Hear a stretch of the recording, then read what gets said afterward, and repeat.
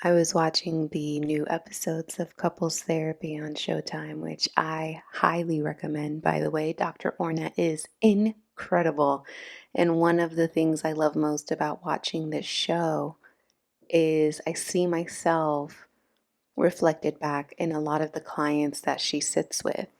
And it's almost like adjacent therapy because then I get to gain some insight and clarity into why I show up the way that I do. And there was one specific woman on the new episodes who felt very disconnected from herself. And there were many variables that caused this for her. But at one point, she talked about mourning and grieving the past versions of herself. And this is something that I'm very familiar with and have quite honestly struggled with. And I realized that we don't talk enough about the grief that comes with your life unfolding differently than you'd imagined. And part of that for me is while there are so many things to be grateful for in my life, and from the outside looking in, there might be confusion as to why I would feel like I'm not where I want to be. There's a lot that I didn't expect at this point in my life. There's a lot of things that look very different than what I anticipated. And part of that is being someone who grew up being told that you are going to do something big. I know it sounds kind of backwards because it's like, that's a great thing, And it's something even in my most insecure moments, still deeply and truly believe that I am here to do big things. I was never meant to live a mediocre life. And yet, these types of declarations have over time created such high expectations and so much internalized pressure that anything that felt like less than or not part of the plan really threw me. There's almost this insufferable and unconscious punishment that you can place on yourself for not being where you're, quote, supposed to be in your life. And that can sometimes look like prolonging your joy and your fulfillment because you're still waiting for that version of yourself to come in and claim it. And for me, at some point, I had to wonder, what if she's never coming? What if it was never meant to be her? What does that mean for me right now? I had a very different vision of what my life would look like at this age, and in all transparency, it's been hard to let it go. There's this sort of like gnawing shame that comes with feeling like I might have made a wrong turn somewhere along the line and now I'm paying the price. In a way, I feel like that's why I was thrown into spirituality.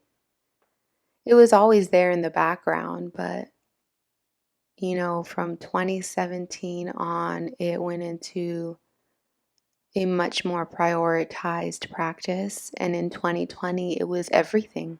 It was everything. And in retrospect, it feels like they were preparing me for a perspective that could help me get out of my own head. This self-inflicted prison with incredibly heavy steel bars that were nearly impossible to nudge. And again, perception is everything. So for those who seek my guidance or who watch me from a distance and who see the way that I live my life may have a misconceived notion of the difficulty that I experience. Faith has not been easy for me. It still isn't sometimes. There's still a lot of doubt. There's still a lot of worry that I work through. And that's not to say that I don't believe in the things that I preach, but it is to say that I've been tested more than I can count. And the irony is something like this can create a cycle. And that cycle is you hold this shame from the perceived failure of not being who you believe you're supposed to be. And that creates this lingering belief that I'm not good enough. And then that belief takes root and activates a response in the world that sets you out to prove that very thing, that you're not good enough. And around we go. That's part of the shadow work.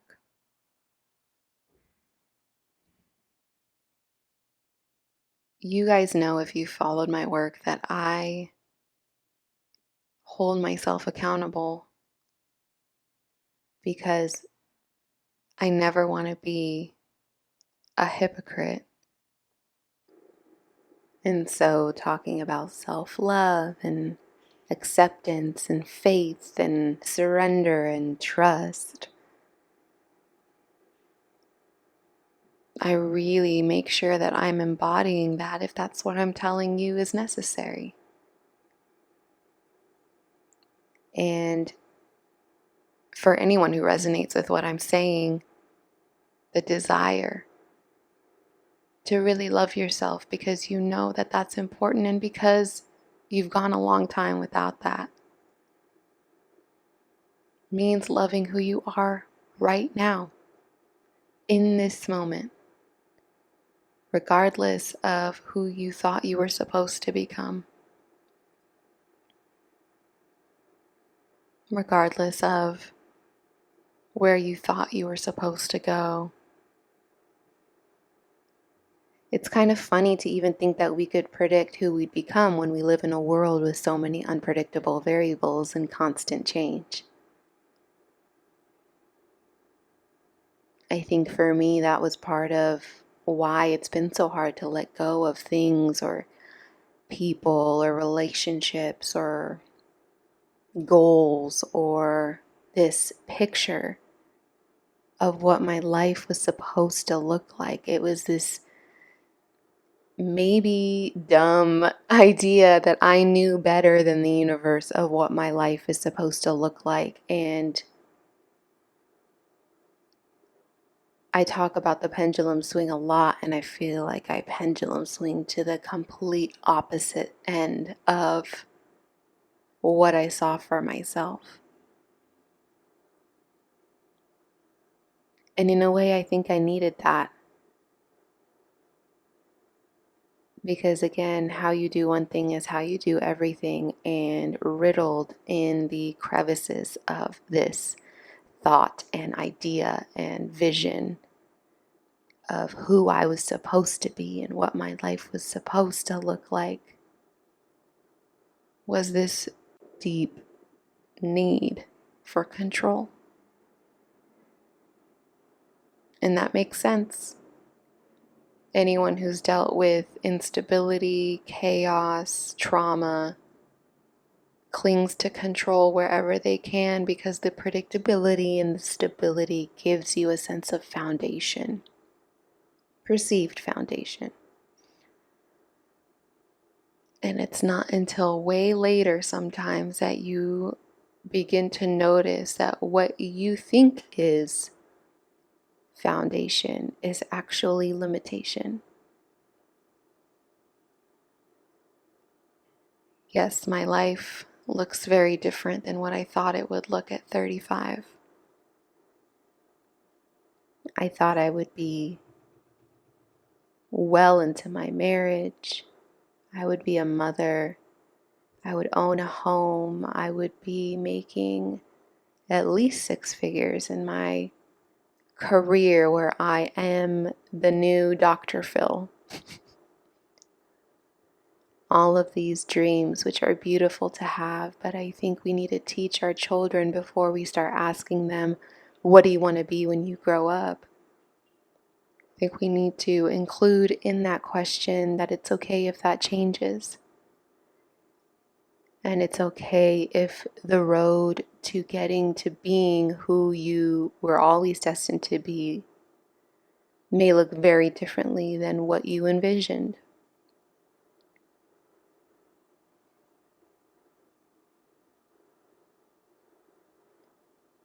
I've expressed over the years a lot of frustrations with the people in my life holding certain expectations of me over my head, just to realize that the person who's been doing that the most is me.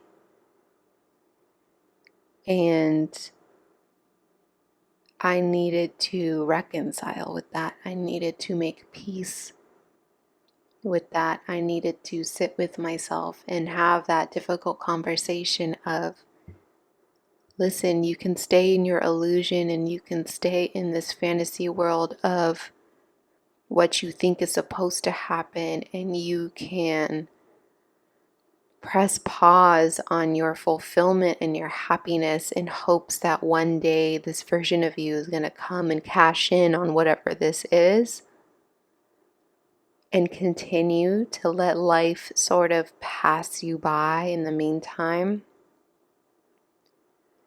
Or you can let the illusion go.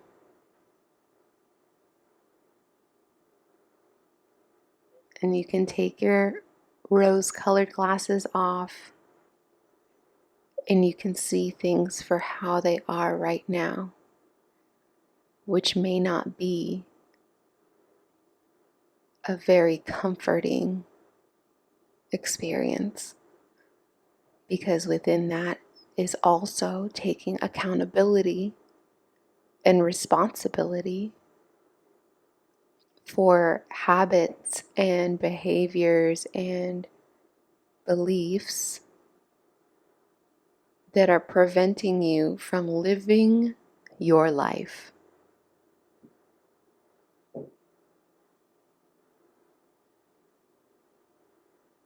Truths that are very clearly showing you how you are sabotaging your own life by holding on to a fantasy of what you think your life is supposed to be, instead of honoring how it's unfolding. Because one thing I cannot deny is, even through this seemingly whirlwind reveal of my life that is very different than what I pictured, there have been plenty of moments of joy and bliss and love and magic and alignment.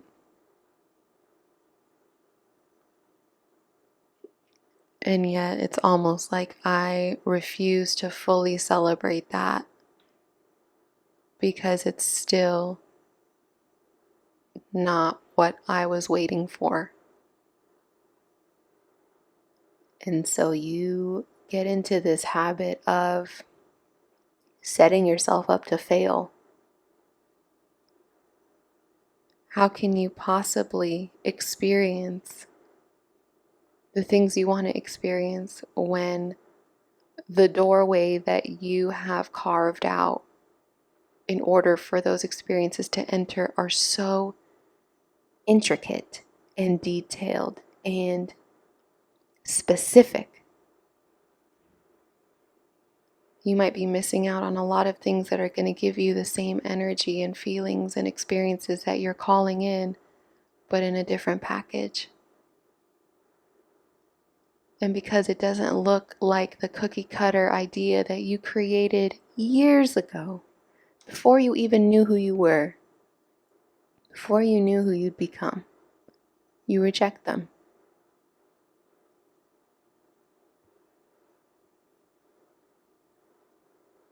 I'm no longer forcing myself to fit into a mold I created before I even knew who I was. And instead, I'm embracing the way life has shaped me to becoming who I am. I am life's remembrance of itself, a moving photograph of every memory and every experience, a scrapbook of every feeling. My fears almost made me rob myself of the magic and mystery of life by attempting to, circumvent the unknown, the uncertainty, even though that's the only constant in this life, even though certainty is a myth. Everything is a gamble at best.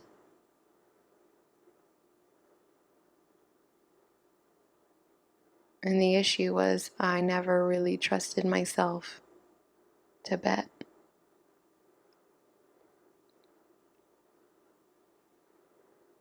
So no, I may not have become her, but I became me. And she's definitely worth knowing. And she's worth betting on. And she's worth loving.